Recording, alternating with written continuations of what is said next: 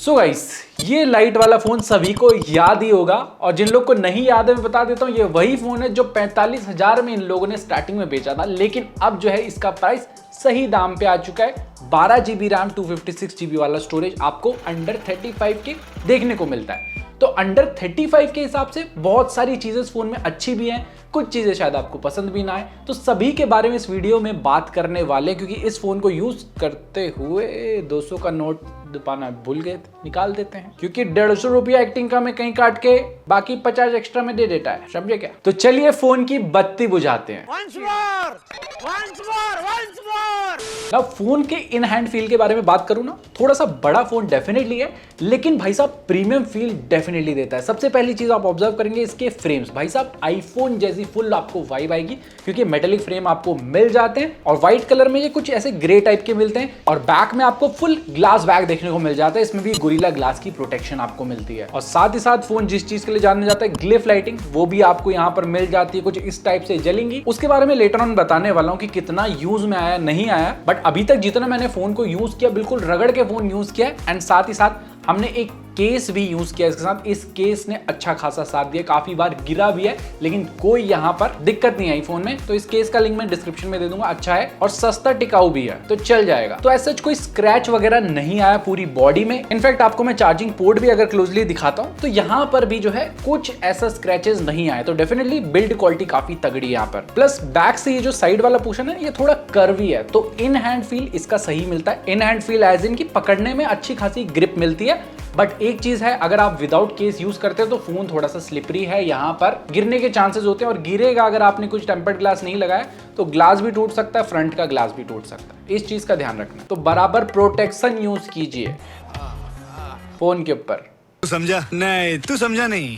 साथ ही साथ dual SIM मिलते हैं, कोई भी एसडी कार्ड नहीं लगा सकते, ना ही हेडफोन जैक का यहाँ पर कोई गड्ढा मिलता है और फोन बहुत ज्यादा ऐसे पतला नहीं है, जैसे आजकल के फोन आ रहे हैं पतले, वैसा नहीं है। एंड IP54 की रेटिंग भी मिलती है, तो हल्के फुल्के पानी के छींटे सह लेगा। और डुअल स्टीरियो स्पीकर सेट भी मिल जाते हैं जो लाउड है, मैं आपको सुना देता हूँ।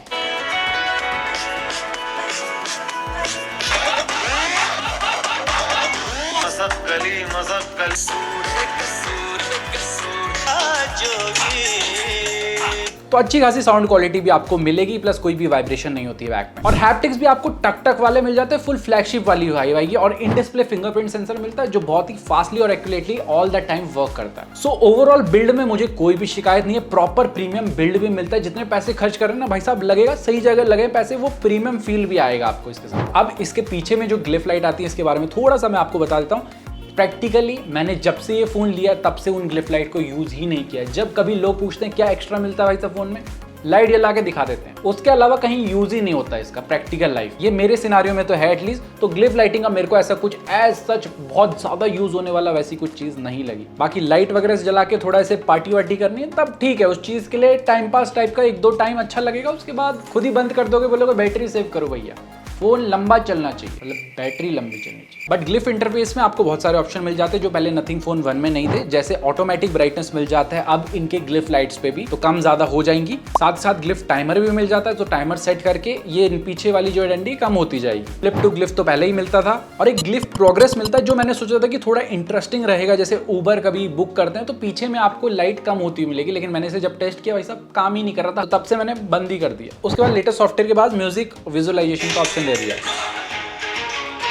तो शुरू में ये किसी ने नहीं देखा ऐसा फोन तो उसको डेफिनेटली एक्साइट करेगा, पूछेगा भाई साहब आके कौन सा फोन है, लाइट कैसे चलती है, आईफोन है कि नहीं, क्योंकि बहुत सारे लोगों ने इसको देख के मेरे को बोला कि ये आईफोन है, फिर उनको लगा ये लाइट कब से आएगी। अगर बात करें डिस्प्ले के बारे में तो 6.7 इंच की आपको 10 बिट एमोलेड LTPO डिस्प्ले मिल जाती है। जिन लोग को LTPO का मतलब नहीं पता है, ये 1 हर्ट्ज से लेके जितना मैक्सिमम रिफ्रेश रेट है उतने तक ये फ्लक्चुएट कर सकती है, जिससे आपकी बैटरी डेफिनेटली सेव होगी। साथ साथ 240 हर्ट्ज का टच सैम्पलिंग रेट मिल जाता है एंड कॉर्निंग गोरिल्ला ग्लास की प्रोटेक्शन फ्रंट में भी मिल जाती है। अच्छी चीज है कि आपकी डिस्प्ले प्रोटेक्टेड रहेगी, लेकिन मैं कोई रिस्क नहीं लेना चाहता था तो मैंने अपना एक टेम्पर्ड ग्लास यहाँ पर लोकल मार्केट से 150 रुपया में डला दिया। सो कंटेंट देखने के मामले में भाई साहब डिस्प्ले तगड़ी है, कलर प्रोडक्शन वगैरह, शार्पनेस वगैरह, डिटेलिंग वगैरह, डीप ब्लैक्स वगैरह सब चीज प्रॉपर्ली आपको मिल जाती है। साथ साथ बेजल्स भी आपको बिल्कुल मिनिमल मिल जाते हैं। नॉर्मली 1000 निट्स तक इसकी ब्राइटनेस रहती है, तो इंडोर लाइटिंग सिनेरियो में कोई दिक्कत नहीं आती। इनफैक्ट जब आप HDR कंटेंट देखते हैं तो 1600 निट्स तक चली जाती है। बट एक चीज में दिक्कत आई वो है नेटफ्लिक्स का। भाई साहब यहाँ पर नेटफ्लिक्स का सब्सक्रिप्शन लिया लेकिन लेकिन HDR का कंटेंट सपोर्ट सर्टिफिकेशन नहीं मिलता हमें, जो चीज होनी चाहिए थी definitely. But full HD content आप Netflix, Amazon प्राइम दोनों में ही देख सकते हैं। साथ साथ YouTube में 4K HDR वीडियो आराम से इसमें चल जाती हैं। और इसका 120 हर्ट्ज रिफ्रेश रेट ना काफी स्मूथ फील होता है और साथ ही साथ टच भी काफी रिस्पॉन्सिव है। हमने हर सिनारियो में टेस्ट करके देखा। नाउ LTPO डिस्प्ले का काम अभी यहाँ पर रिफ्रेश रेट में आता है। जैसे आपकी बैटरी सेव करने के लिए आप एडेप्टिव रिफ्रेश रेट सेट करते हैं, मतलब 0 से लेके 120 हर्ट्ज के बीच में वो फ्लक्चुएट होता रहेगा। तो LTPO डिस्प्ले की एक खासियत होती है, ये 1 हर्ट्ज तक जा सकता है, लेकिन ये 1 हर्ट्ज तक नहीं जाता है। 55% पे तो ये 120 हर्ट्ज पे ही रहता है। 55% से 85% तक ये 10 हर्ट्ज तक लोअर इसकी लिमिट है, तो 10 हर्ट्ज तक ही जाएगा, उससे नीचे नहीं जाएगा। बट जैसे ब्राइटनेस आपने 85% के ऊपर की तब जाके 1 हर्ट्ज पे ही आता है। तो जब ब्राइटनेस बहुत ज्यादा है तभी LTPO डिस्प्ले समझो यहाँ पर काम कर रही है। तो ये तो चीटिंग वाली बात हो गई ना भाई। तो इस चीज को फिक्स करना चाहिए। और कनेक्टिविटी के बारे में बात करें तो 19 5G बैंड मिल जाते हैं, ब्लूटूथ वर्जन 5.3 मिलता है, NFC भी मिल जाता है, Wi-Fi 6 भी मिलता है। तो कनेक्टिविटी भी बिल्कुल फ्यूचर प्रूफ है। NFC से पेमेंट वगैरह भी आप अपने कर सकते हैं। 5G की स्पीड वगैरह भी यहाँ पर तगड़ी आ जाती है। बट VoNR का सपोर्ट मिलता है, लिखा हुआ दिखेगा, लेकिन जब भी आप कॉल करते हैं तो ये LTP आ जाता है। एटलीस्ट मेरे एरिया में तो हो रहा है, मैं भी किसी एरिया में वर्क कर रहा हूँ। साथ ही साथ 4G कैरियर एग्रीगेशन भी अच्छे से चलता है। तो जितना भी मैंने यूज किया, कॉलिंग के टाइम पे कोई दिक्कत नहीं आती है। प्लस एक और अच्छी चीज है, यहाँ पर आपको 3 माइक का सिस्टम मिलता है। तो क्वालिटी जो है ना, अगर आप कॉल कर रहे हैं तो सामने वाले को आपकी क्वालिटी अच्छी खासी आएगी, अच्छा खासा नॉइज ये कैंसिल आउट कर देता है। जस्ट एक बग मैंने फेस किया कि कभी कभार जब आप फोन पे लाउड स्पीकर पे बात करते हो तो ऑटोमेटिकली वॉइस कम हो जाती है, तो सामने वाली की आवाज कम आती है लाउड स्पीकर पे होने के बावजूद, और कभी भी बढ़ जाती है। तो ये कितने लोगों ने ऐसा कुछ बग फेस किया है तो नीचे कमेंट सेक्शन में जरूर अपनी हाजिरी देना, या आपने इसके अलावा कुछ और बग फेस किए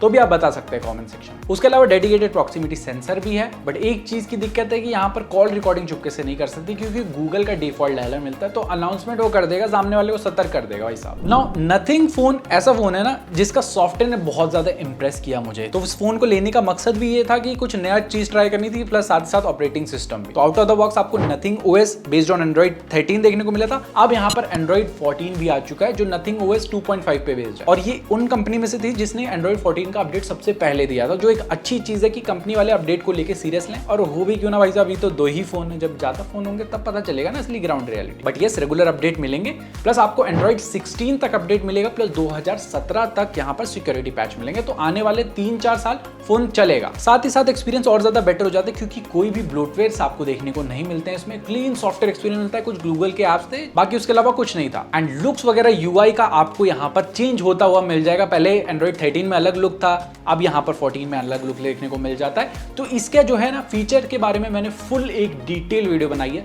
तो मैं आपको एडवाइस करूंगा कि उस वीडियो को डेफिनेटली आई बटन में जाके देखिए। सारे फीचर A to Z आपको वहां पे मिल जाएंगे। बट स्टिल मैं आपको कुछ फीचर बता देता हूं, जैसे नेसेसरी फीचर्स आपको मिल जाएंगे। ऑलवेज ऑन डिस्प्ले मिलता है, जो इसका डिफॉल्ट वाला ये एक ही है। उसके अलावा डुअल ऐप मिल जाता है, ऐप लॉक मिल जाता है, इंटरनेट स्पीडोमीटर मिल जाता है। एनिमेशन जो है ना नथिंग OS के बहुत स्मूथ है, और इनफैक्ट हर अपडेट के साथ और ज्यादा स्मूथ होते जा रहे हैं। बिल्कुल आपको वो आईफोन लेवल की टक्कर वाला ना, इन लोगों ने डिजाइन से तो कॉपी किया, लेकिन सॉफ्टवेयर में भी कुछ जादू कर रहे हैं भाई साहब, कि आपको वो ऑप्टिमाइजेशन ना सॉफ्टवेयर का और इसके हार्डवेयर का काफी तगड़ा मिल जाता है। एंड एज सच मैंने तो बहुत सारे बग्स फेस किए स्टार्टिंग से, जब से मैं यूज कर रहा हूं, और वो बग्स फिक्स होते गए अपडेट के साथ। बस एक है कि इनके जो नथिंग के विजेट्स है ना, ये थोड़े से 5 वाले कॉलम में ना थोड़ा सा दिक्कत देते हैं कि अच्छे से अलाइन नहीं होते। जैसे अभी आप देख सकते हैं यहाँ पर भाई साहब, इस गोले को उसके ऊपर डालना हो या यहाँ पर डालना हो तो अलाइन प्रॉपरली नहीं होते हैं। इसके अलावा फोन एक बार रिसेंटली यहाँ पर हैंग हो गया था, मतलब ब्राइटनेस कम ज्यादा हो रही थी, लॉक हो गया था, उसके अलावा फोन चल ही नहीं रहा। और ये एक ही बार हुआ है, उसके बाद नहीं हुआ अभी तक। अच्छा खासा सॉफ्टवेयर एक्सपीरियंस आपको डेफिनेटली मिलेगा अगर आप नथिंग फोन को लेते हैं। One of the polished UI बोल सकते हैं इसको आज के टाइम पे। अगर बात करें परफॉर्मेंस के बारे में, तो यहाँ पर आपको स्नैपड्रैगन का 8+ Gen 1 मिल जाता है, UFS 3.1 स्टोरेज के साथ LPDDR5 रैम भी मिलती है।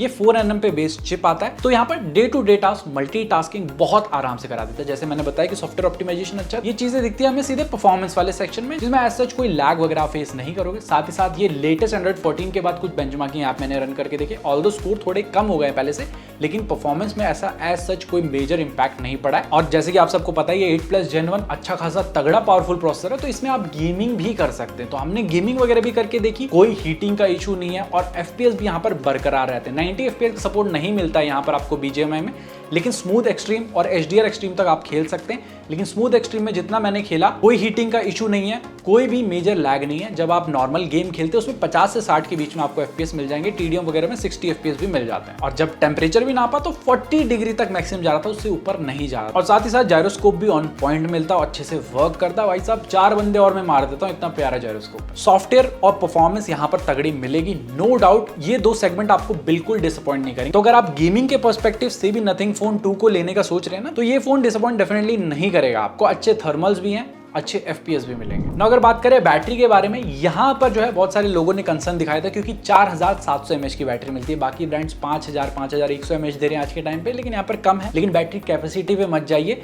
जितना बैटरी आउटपुट मिलना चाहिए ना, एक दिन आराम से ये फोन चला देता है। बीच में कुछ ऐसे अपडेट आए थे जब बैटरी बैकअप मुझे सिर्फ 5 घंटे का स्क्रीन ऑन टाइम दे रहे थे, और अभी के सिनारियो में 6 से 7 घंटे का स्क्रीन ऑन टाइम मिल जाता है नॉर्मल टू मॉडरेट यूसेज में। अगर आप कंटिन्यूअसली गेमिंग करते हैं तो 4 घंटे तक का स्क्रीन ऑन टाइम आपको मिलेगा जस्ट। और मैंने हमेशा एडेप्टिव रिफ्रेश रेट को ऑन किया था और वाईफाई और डेटा दोनों के बीच में स्विच किया था, तो ये बैटरी बैकअप का स्टैट जो है उसी हिसाब से आपको मिलेंगे। साथ ही साथ कुछ प्रीमियम फीचर्स भी मिल जाते हैं, जैसे वायरलेस चार्जिंग को ये सपोर्ट करता है 15 वॉट तक, और रिवर्स वायरलेस चार्जिंग को भी सपोर्ट करता है। जैसे नथिंग के ईयर केस है मेरे पास, इसको जस्ट इसके ऊपर प्लेस किया तो चार्जिंग चालू हो जाएगी। तो ऐसे ऑन द गो आप कहीं पे भी ले जाके इकोसिस्टम काइंड ऑफ बनाने की कोशिश करें, जो डेफिनेटली काफी हेल्पफुल है। मैंने प्रैक्टिकली यूसेज में भी इसको यूज किया है, ट्रैवल करते टाइम यूज होता है, ऐसा नहीं है कि नहीं यूज होता अगर आपके पास प्रोडक्ट वैसे हो। और साथ साथ कोई आइडल ड्रेन का इशू भी नहीं है। एंड यहाँ पर ये फोन 45 वॉट की फास्ट चार्जिंग को सपोर्ट करता है, लेकिन भाई साहब कोई भी चार्जर इन द बॉक्स नहीं मिलता है, जो चीज आपको शायद डिसअपॉइंट कर देगी। आपको अलग से चार्जर लेना पड़ेगा, या आपके घर में कोई सर्टिफाइड चार्जर है उससे चार्ज कर सकते हैं। मैंने मोस्ट ऑफ द टाइम इसे लावा अग्नि 2 के चार्जर के साथ चार्ज किया,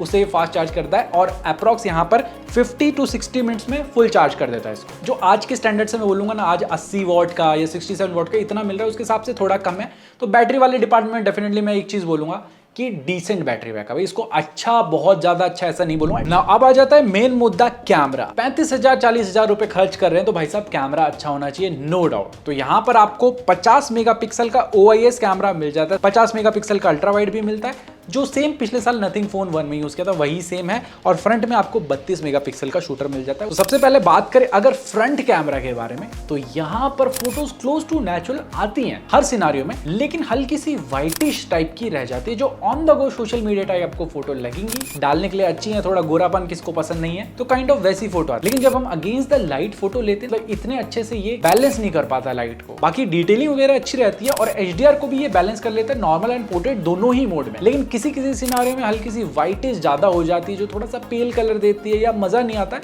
उस टाइप की भी फोटो यहाँ पर आ रही थी फ्रंट कैमरा से। बाकी फ्रंट कैमरा में एज डिटेक्शन वगैरह प्रॉपर्ली हो जाता है, उसमें कोई दिक्कत नहीं है। किसी किसी सिनारियो में हल्का फुल्का एरिया छूट जाता है, लेकिन मोस्ट ऑफ द टाइम ये वर्किंग है। बाकी ये कुछ सैंपल से इससे आपको आइडिया मिल जाएगा। और अगर बात करें बैक कैमरा से, यहाँ पर भी क्लोज टू नेचुरल फोटोज निकल के आती हैं, लेकिन अगेन हल्का सा वाइटिश टोन आपको देखने को मिल जाता है। तो किसी किसी सिनारियो में ये फोटोज अच्छी लगती है देखने में, जैसे इस सिनारियो में, लेकिन किसी किसी सिनारियो में अच्छी नहीं लगती है। बाकी डिटेलिंग वगैरह फोटो में आपको तगड़ी मिल जाती है, नो डाउट। एंड HDR भी ये बैलेंस कर लेता है, नॉर्मल पोर्ट्रेट दोनों ही मोड में। एंड नॉर्मल लॉसलेस जूम आपको 2x का मिल जाता है मेन से भी, और पोर्ट्रेट में भी 2x तक जूम आप कर सकते हैं। तो उसमें भी क्वालिटी अच्छी खासी मिलती है, वो क्रिस्पनेस मिलती है, वो डिटेलिंग, शार्पनिंग, कलर प्रोडक्शन वगैरह सब चीज प्रॉपर्ली मिल जाती है। लेकिन कहीं कहीं पे ये HDR को बैलेंस नहीं कर पाता है, कहीं कहीं पे नहीं, ऑलमोस्ट हर सिनारियो में HDR को बैलेंस नहीं कर पाता है, only 2x zoom and portrait के 2x जूम में। बट एक चीज मैंने ऑब्जर्व की कि यहाँ पर पोर्ट्रेट मोड में अगर आप थोड़े सा दूर खड़े हो ना फोन से, और तब 2x में जूम ले रहे हो या नॉर्मल पोर्ट्रेट मोड ले रहे हो, तब ये ब्लर अच्छे से नहीं करता। जैसे आप इस फोटो में आराम से देख सकते हैं भाई साहब,